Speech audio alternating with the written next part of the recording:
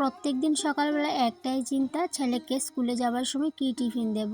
বাজারে টিফিনটা দিতে একদমই ভালো লাগে না। আর যেহেতু বাজারে টিফিনটা প্রত্যেকদিন খাওয়াও ঠিক না, তাই জন্য চেষ্টা করি ঘরেই কিছু বানিয়ে দেওয়ার জন্য। তবে আজকে যে সুজিটা করেছি, সুজি কিন্তু ও একদমই নিতে চায় না, কিন্তু আমি জোর জবরদস্তি করে দিয়ে দিই। এইভাবে যদি পিস করে না দিই তাহলে ও একদমই খেতে চাইবে না। তাই জন্য ওকে বুঝিয়ে সুন্দর করে এইভাবে ছোটো ছোটো করে পিস করে কেটে দিই, যাতে ওর দেখে অনেকটাই পছন্দ হয়। তো যাই হোক বন্ধুরা, গুড মর্নিং সবাইকে। কেমন আছো সবাই? আশা করছি রাধা মাধবের কৃপায় সবাই ভালো আছো। প্রতিদিন সকালবেলায় এই ডিউটিটার সময় কিন্তু ক্যামেরা হাতে নেওয়ার কোনোই চান্স নেই, কিন্তু আজকে আমি একটু তাড়াতাড়ি করেই ঘুম থেকে উঠেছিলাম, যাতে করে একটু সময় সাপেক্ষে একটু ক্যামেরাটা হাতে নিয়ে নিতে পারি। তো যাই হোক, সেই হিসাবে একটু নিয়েও নিয়েছিলাম। তবে যখন আমি সুজি করছিলাম, রান্নাঘরের কাজবাজ করছিলাম, তখন কিন্তু আর ওই যে ক্যামেরাটা হাতে নেওয়ার একদমই সময় পাইনি। প্রতিদিন সকালবেলায় কিন্তু একটু একটু করে আমি ক্লিনিংয়ের কাজটা করে নিই, তাতে করে আমার সমস্ত ঘর দুয়ারে কিন্তু ক্লিন থাকে। একদিনে যেহেতু করা সম্ভব নয়, তাই জন্য। আর এই যে সময়টা আমি বের করেছি সকাল 7:30টা থেকে, কারণ 7:30টা অবধি তো আমি ব্যস্তই থাকি। এই যে 7:30 এখন বাজলো, এই ছেলে বেরিয়ে গেল, হাজব্যান্ডও বেরিয়ে গেল। চাইলেও এর আগে যে সময়টা আছে সেই সময়ের মধ্যে আমি কোনো কাজবাজই করতে পারবো না, কারণ যেহেতু ওই টাইমটার মধ্যে অনেকটাই ব্যস্ত থাকতে হয়। তাই জন্য আমি প্রত্যেক দিনের এই যে সকালের কাজগুলো, সেগুলো কিন্তু আমি 7:30টা থেকেই করবো বলে প্ল্যান থাকে মাথায়। তো অনেক দিন একটু লড়চড় হয়েই যায়, তো মাঝে মধ্যে, তবে সেটা প্রত্যেক দিন না। তো তারপর এই যে হাজব্যান্ড ছেলে বেরিয়ে যাওয়ার পর সোজা চলে আসলাম রান্নাঘরে। এখন ধীরে সুস্থিরে সমস্ত কাজবাজ করব। আর এইদিকে চটপট করে যে কাজগুলো করেছিলাম সমস্ত কিছুই কিন্তু নোংরা হয়ে গেছে, তাই জন্য আবার নতুন করে সমস্ত কিছুই মুছে নেব। যখনই তাড়াহুড়ো করে কাজ করি তখন সমস্ত কিছু এলোমেলো হয়ে যায়, তার সাথে নোংরাও হয়ে যায়। তাই জন্য আমি সবসময় চেষ্টা করি ধীরে সুস্থিরে কাজ করতে, কিন্তু সকালের টাইমটায় একদম আমি ধীরে সুস্থিরে কাজ করতে পারি না, যেহেতু আমার সবগুলো কাজই কিন্তু খুব তাড়াহুড়োর মধ্যেই করতে হয়। তো যাই হোক, এদিকে সমস্ত কিছু মুছে নিয়েছি, তারপর নিজের জন্য একটু চা বসিয়ে দিলাম। তো আজকে ইচ্ছে করছে একটু লাল চা খাওয়ার জন্য, কারণ প্রত্যেক দিন তো আমি লাল চা একদমই খাই না, যেহেতু আমার একদম ভালো লাগে না। তবে মাঝে মধ্যে খাই। আর আজকে আর লবঙ্গ গোলমরিচ কিচ্ছুই দেব না, আজকে শুধুমাত্র আদা দিয়েই লিকার চাটা করে নেব।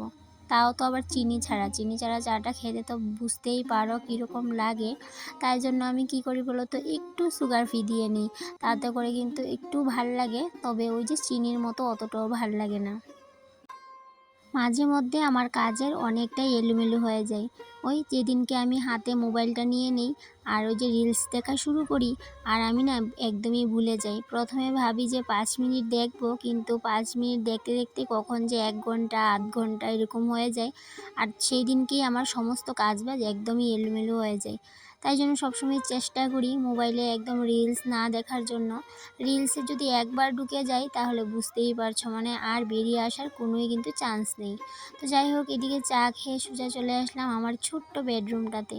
এই রুমটার মধ্যে দেখার মতো তেমন কিচ্ছুই নেই, ফার্নিচার বলতে তো কোনো কিচ্ছুই নেই। শুধুমাত্র আছে এই যে খাট, আর আছে দুটো চেয়ার, আর সেই সাথে আছে ওই যে আমার প্লাস্টিকের ড্রয়ারটা। তো যাই হোক, সেগুলো দিয়ে একটু ঘরটাকে গুছিয়ে রাখার চেষ্টা করি। জানি না কতটুকু কী করতে পারি। তবে এটা আমার কিন্তু একদমই বেডরুম না, আগে তো বেডরুম একদমই ছিল না সেটা, এখন নতুন করে আমি এটাকে বেডরুম বানিয়ে নিয়েছি।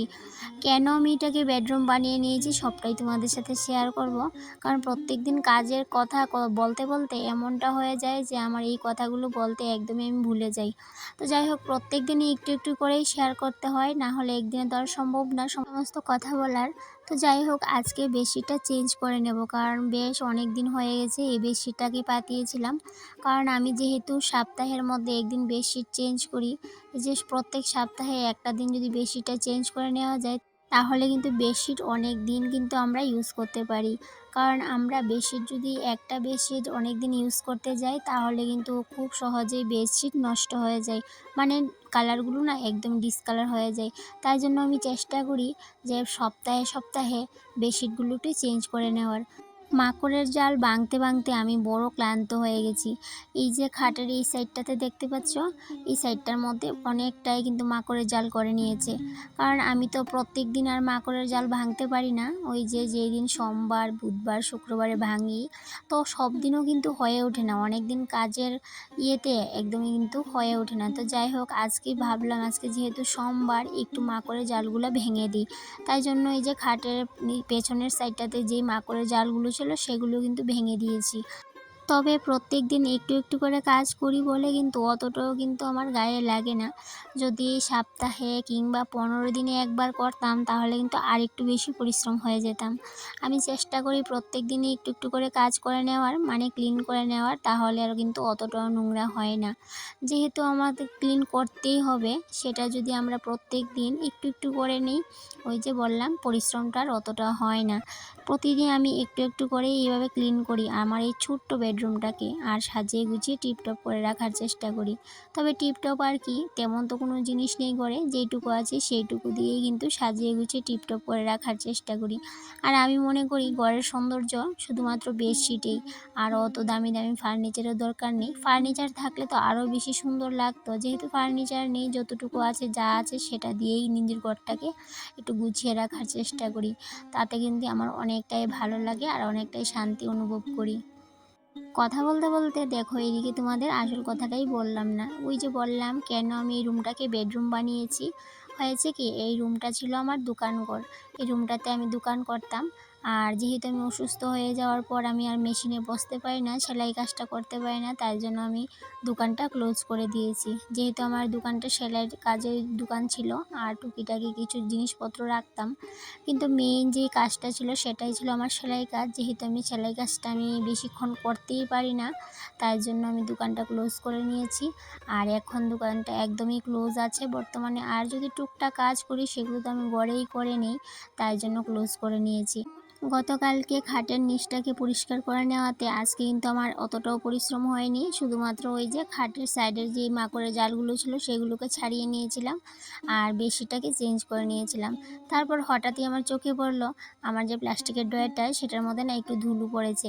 তাই জন্য কী করেছি বলো তো, ড্রয়ারটাকে ভালো করে খুলে, ড্রয়ারের মধ্যে তো অতটা ধুল ছিল না, কিন্তু ড্রয়ারের যে সাইডের অংশগুলো সেগুলোর মধ্যে অনেকটাই ধুল ছিল, তাই জন্য সেটাকে আমি বের করে ভালো করে মুছে আবার জায়গা মতো রেখে দিয়ে আসলাম। তারপর রান্নাবান্না শেষ করলাম। রান্নাবান্না শেষ করে বাসন কুসন মেজে ধুয়ে স্নান করে পুজো দিয়ে দুপুরের পরটাতে বসলাম ওই যে ওদের প্রশ্ন লিখতে। যেহেতু বিকালে আবার টিউশন আছে আর ওদের আজকে এক্সাম নেব বলেছিলাম, তাই জন্য ভাবলাম দুপুরবেলা বসে বসে প্রশ্নগুলো তুলে নিই। তাই জন্য আর কি বসে বসে প্রশ্নগুলো তুলে নিচ্ছিলাম। দুপুরের খাওয়া দাওয়া কিন্তু এখনও হয়নি, যে প্রশ্নগুলোকে আগে তুলে নিই তারপরে গিয়ে খাওয়া দাওয়া করব। অবশ্য ওরা এখনও বাড়িতে আসেনি, তাই জন্য ভাবলাম ওরা আসুক তারপরে একসঙ্গেই খাবো। অনেক কথা বলে নিয়েছি, আজকে আমার মিষ্টি মিষ্টি কয়েকজন বন্ধুদের নাম বলবো, যারা আমাকে প্রতিনিয়তই খুব সুন্দর সুন্দর মিষ্টি মিষ্টি কমেন্ট করো। সঙ্গীতা বনু, টুম্পা দিদিভাই, পিডি ফ্যামিলি ব্লগ, রিম্পা বিজয় দিদিভাই, পূজা ব্লগ, মনির সংসার, সোনার তরী, সুমা দিদিভাই। তোমরা সবাই আমাকে অনেক অনেক সুন্দর মিষ্টি মিষ্টি কমেন্ট করেছে, যেই কমেন্টগুলো পড়ে আমার অনেকটাই ভালো লেগেছে। তোমাদের সবাইকে অসংখ্য অসংখ্য ধন্যবাদ এত সুন্দর মিষ্টি মিষ্টি কমেন্ট করার জন্য। তাহলে বন্ধুরা আজকে আসি, আবার দেখা হবে পরবর্তী কোনো একটা ব্লগে। ততক্ষণে তোমরা ভালো থেকো, সুস্থ থেকো, আর এভাবেই আমার পাশে থেকো। টাটা।